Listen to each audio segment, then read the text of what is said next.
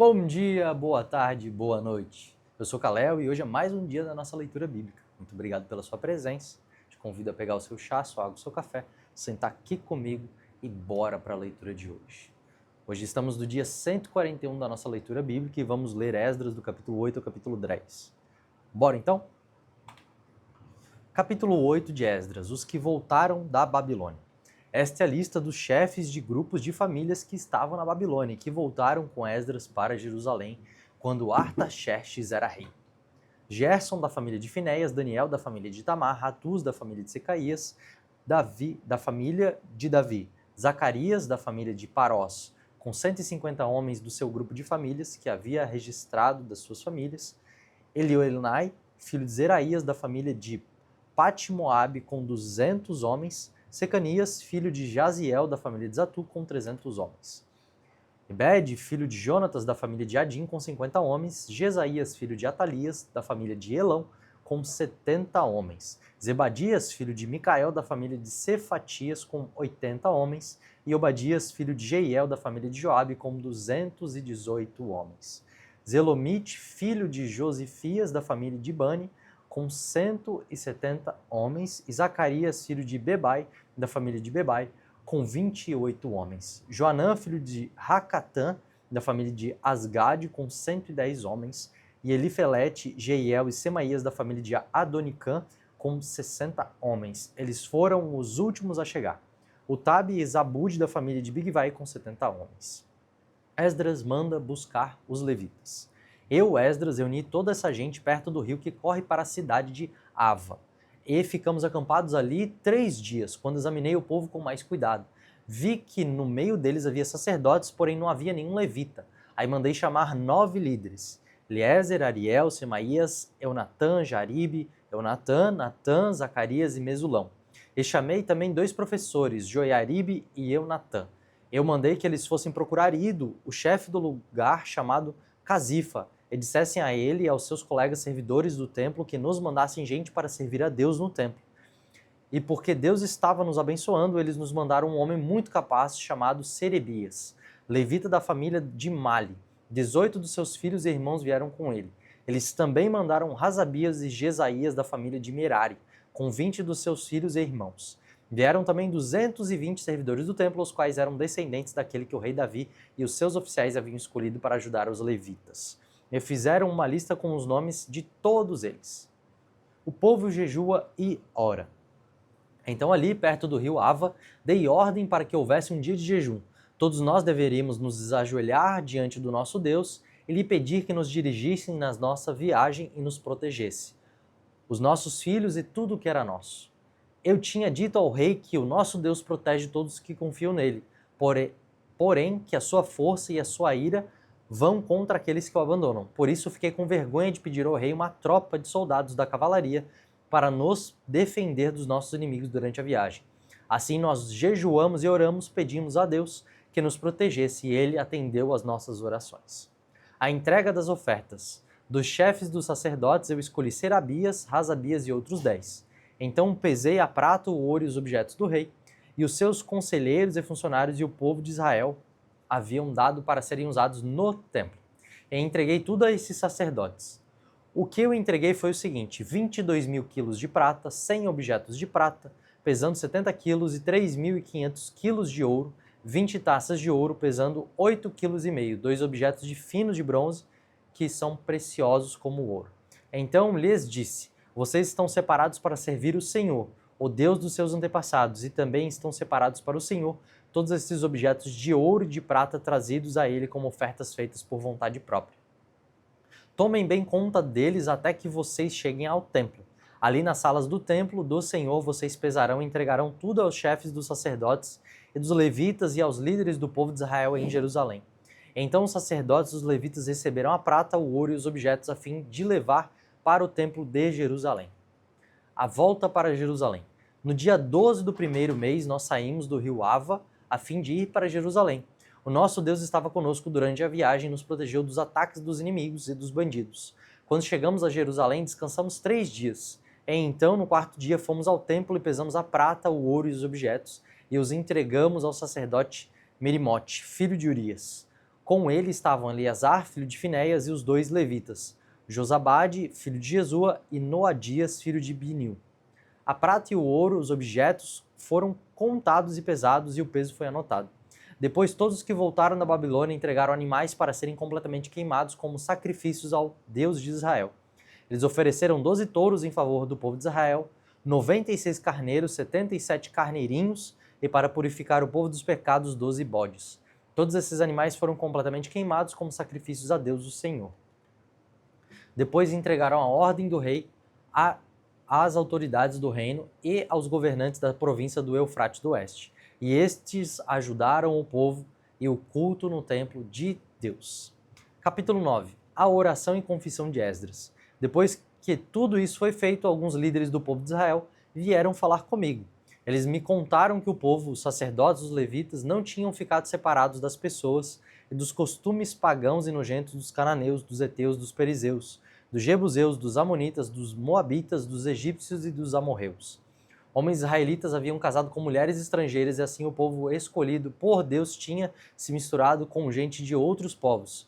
E os chefes e líderes do povo haviam sido primeiro a cometer esse pecado. Quando ouvi isso, rasguei as minhas próprias roupas em sinal de tristeza. Arranquei os meus cabelos e a barba e me sentei muito desgostoso. Fiquei ali sentado cheio de desgosto até a hora do sacrifício da tarde.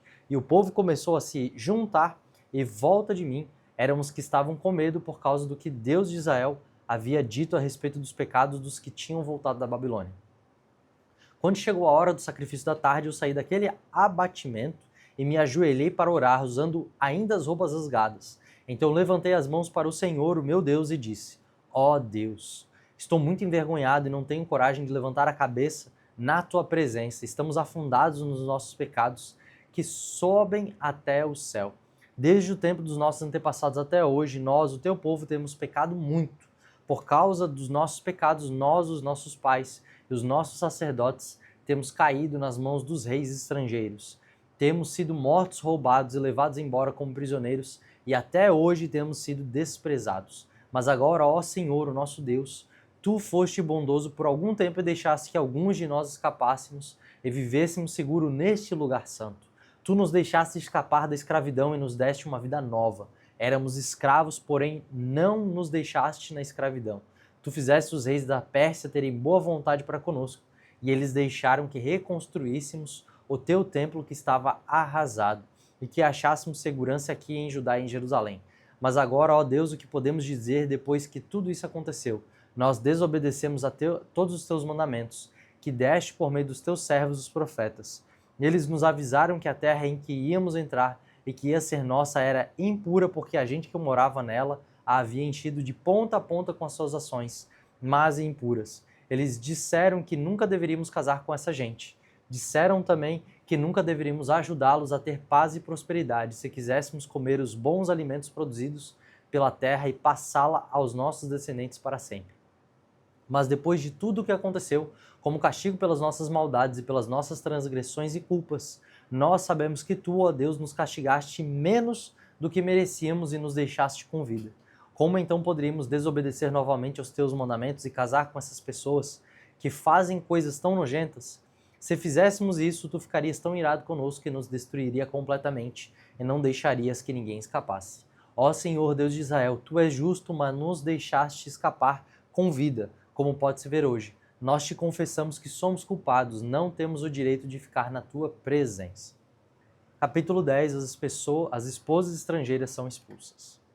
Enquanto Esdras estava ajoelhado em frente do templo, orando, chorando e confessando esses pecados, um grande grupo de israelitas, homens, mulheres e crianças, se reuniram em volta dele, e eles choravam amargamente. Então Secanias, filho de Jeiel, da família de Elão, disse a Esdras: nós pecamos contra o nosso Deus, casando com mulheres estrangeiras de nações pagãs, porém mesmo assim ainda há esperança para o povo de Israel.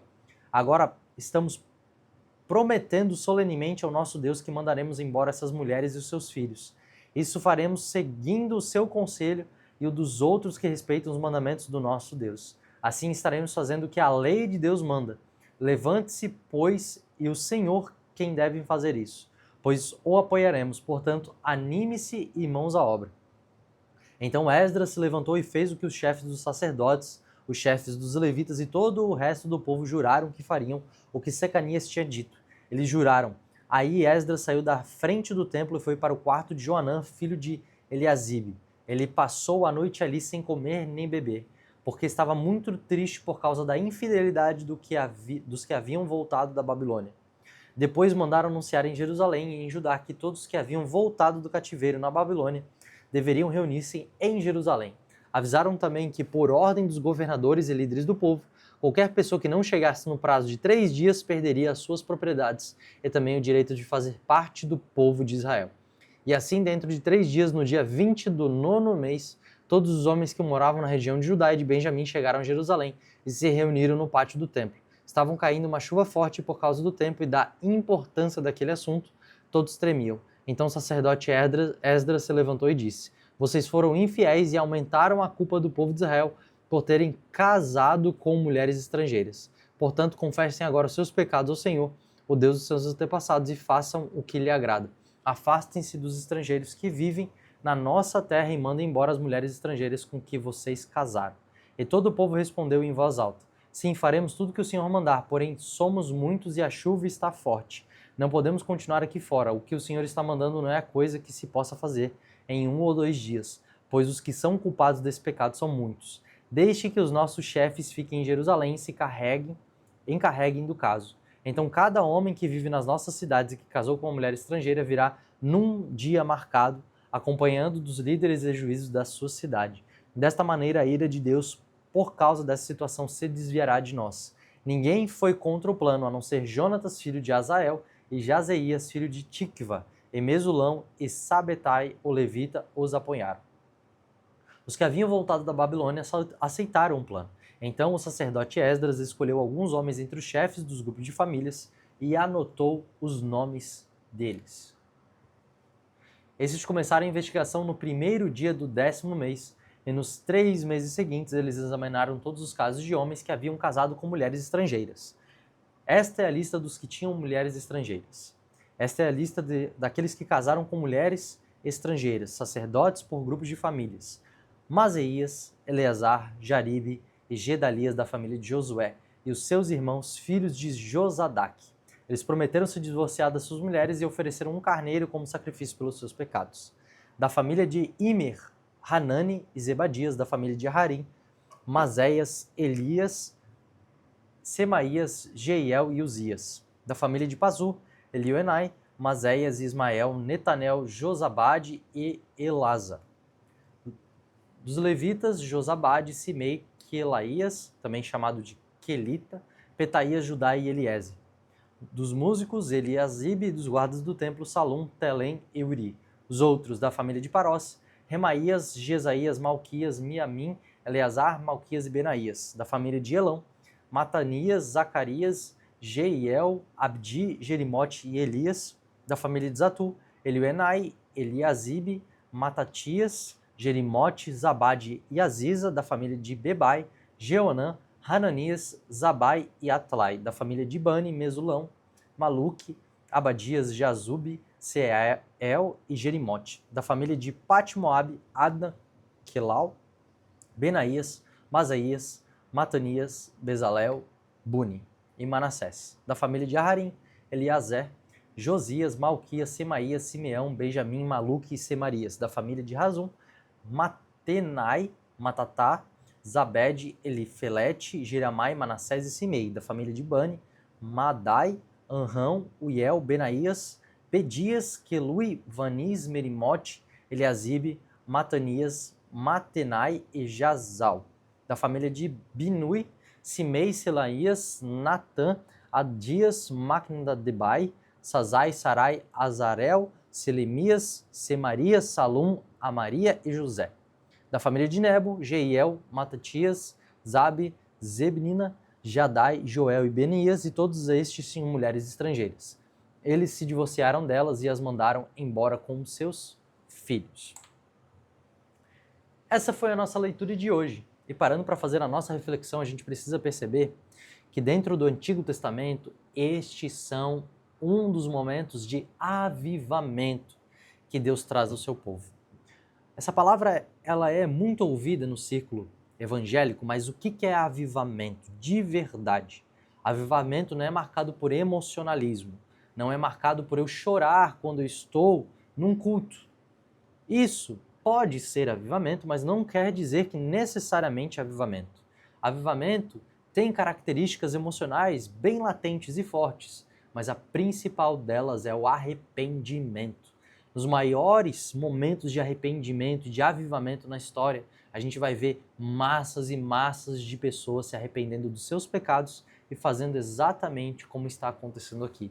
Pessoas deixando os seus pecados. Para que a pessoa possa se considerar como arrependida desse pecado, ela precisa deixá-lo. Então, irmão e minha irmã, se você se arrependeu de algum pecado, mas não deixou, eu tenho a triste notícia de dizer que você ainda não se arrependeu por completo. Você pode estar num processo de arrependimento, mas você precisa fazer como esses homens e abandonar esses pecados. A palavra de Deus vai falar no Novo Testamento que o verdadeiro arrependimento, ele é acompanhado por obras. E quando eu falo por obras nesse sentido, é que vai ser deixado as velhas obras da carne para começar a ser feitas as obras do Espírito. Então, se antes eu adulterava, agora eu tenho um casamento de fidelidade. Se antes eu roubava, agora eu tenho para mim e também para doar para o próximo. Se antes eu mentia, agora, além de falar a verdade, eu edifico a vida das pessoas com a minha boca. Esse é o sinônimo de arrependimento. É uma conversão. E avivamento, como nós estamos vendo aqui, começa a partir do arrependimento, das pessoas mudando as práticas da vida delas, mudando das trevas para a luz, do reino de Satanás para o reino de Deus, das práticas do pecado agora para uma vida de santidade. Outra coisa muito legal que a gente vai ver nesses capítulos que a gente leu hoje é que as pessoas que Esdras chamou para ir junto com ele, todas elas, os principais chefes, foram incumbidos de grandes tesouros e eles deveriam prestar contas a respeito desses tesouros. Isso a gente vai ver no Novo Testamento uma coisa muito engraçada que é a parábola dos talentos. E Jesus vai falar que um ele deu 1 talento, outro ele deu os 2 talentos e outro ele deu 5 talentos. Esses talentos, da mesma forma que a gente está vendo aqui, eram como estes tesouros. Não eram habilidades. A palavra bíblica para talento fala de uma grande soma de dinheiro e não uma habilidade natural. Apesar de que a gente também pode ir para esse lugar na interpretação e na aplicação, a gente tem que entender que o que o texto fala neste sentido não tem nada a ver com algum tipo de habilidade, mas uma grande soma de dinheiro. E por que a gente deve perceber isso?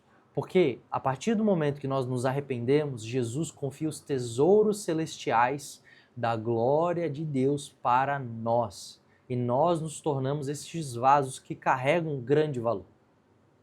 Então, uma das marcas também de avivamento e arrependimento na vida das pessoas não é somente mudar de vida, mas agora é andar com uma vida cheia de valor de Deus, desses presentes, dessas coisas caras. Apesar do nosso exterior não mudar, o nosso interior agora vai portar, como diz o apóstolo Paulo, o grande tesouro celestial que é o Evangelho. E nós vamos precisar prestar contas com Deus a respeito do tesouro que foi colocado sobre nós. E o que nós devemos fazer? Nós devemos aplicar esse tesouro, aplicar esses valores no nosso dia cotidianamente. Não adianta você saber apenas que você deve amar o seu inimigo. Você deve o quê? Colocar isso em prática, aplicar esse tesouro para a sua vida, imputar esses valores no seu dia a dia. Porque tesouro que está parado não é tesouro que está sendo bem guardado. Tesouro que está investido é um tesouro que vai, de fato, culminar em alegria no final para nós e para Deus, porque esses valores vão estar sendo colocados sobre a terra. Muito obrigado pela sua presença, que Deus te abençoe e te espero aqui para mais um dia amanhã da nossa leitura. Uma grande coisa que eu quero falar para você, que está atrasado com a sua leitura ou que está chegando agora, vamos fazer um acordo? Em vez de você tentar recuperar todas essas coisas que aconteceram, vamos deixá-las para trás? Vamos começar um compromisso hoje de leitura bíblica e a partir de hoje a gente nunca mais vai parar. Esse quadro, ele vai funcionar para esse ano, mas ano que vem vai ter de novo, e ano que vem vai ter de novo, de novo, de novo. Porque a gente sempre precisa estar lendo as Escrituras, para que ela descortine dos nossos olhos isso. Então, a partir de hoje, se você está entrando agora e está vendo que você tem muita coisa para colocar em dia, vamos deixar para que isso aconteça no futuro e a partir de hoje você comece fielmente a ler as Escrituras. A partir de hoje, você comece com esses capítulos que a gente está lendo agora, seja assistindo os vídeos ou seja fazendo a leitura na sua casa e nunca mais pare. Amém? Que Deus te abençoe. Eu oro para que o Senhor possa te dar espírito de perseverança e de graça para que sempre você busque a palavra dele e nunca deixe essa chama apagar. Muito obrigado e até amanhã.